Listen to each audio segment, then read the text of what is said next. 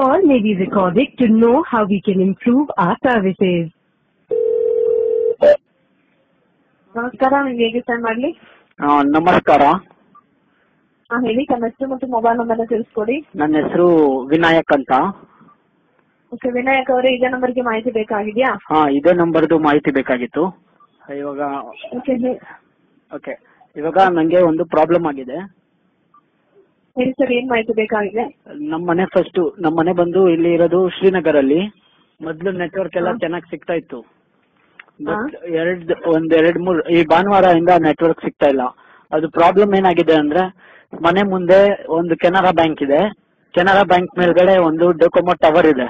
ಆ ಟವರ್ ಮೇಲೆ ಒಂದು ಕಾಗೆ ಕೂತ್ಬಿಟ್ಟಿದೆ.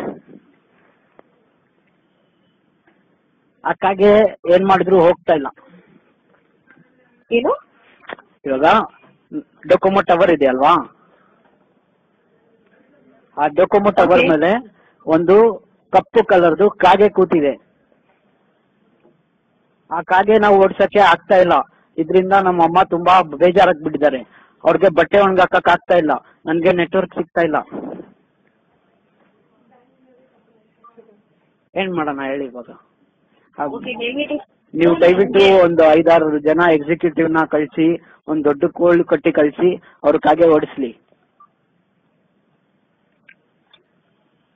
ಹಲೋ ಮೇಡಮ್, ನಗ್ಬೇಡಿ ಮೇಡಮ್. ನಾವು ಕಷ್ಟ ಹೇಳ್ತಾ ಇದ್ರೆ ನೀವು ನಗ್ತಾ ಇದ್ದೀರಾ. ದಯವಿಟ್ಟು ಕ್ಷಮಿಸಿ ಸರ್, ಆ ರೀತಿ ಏನೂ ಇಲ್ಲ. ಓಕೆನಾ ಮೇಡಮ್? ಅದೇನಾದ್ರೂ ಏರ್ಟೆಲ್ ಟವರ್ ಆಗಿದ್ರೆ ದೇವರಾಣೆಗೂ ನಾನು ನಿಮ್ಗೆ ಕಾಲ್ ಮಾಡ್ತಾ ಇರ್ಲಿಲ್ಲ, ಏರ್ಟೆಲ್ ಕಸ್ಟಮರ್ ಕೇರ್ಗೆ ಕಾಲ್ ಮಾಡ್ತಾ ಇದ್ದೆ.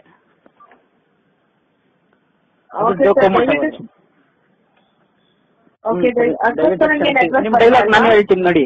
ದಯವಿಟ್ಟು ಕ್ಷಮಿಸಿ, ಈ ತೊಂದರೆಗಾಗಿ ಸೆಟ್ಟಿಂಗ್ಸ್ ಹೋಗಿ. ಸೆಟ್ಟಿಂಗ್ಸ್ ಹೋದ್ರೆ ಕಾಗೆ ಹೆಂಗ್ ಓಡಿಸೋದು ನೀವ್ ಹೇಳಿ ಇವಾಗ.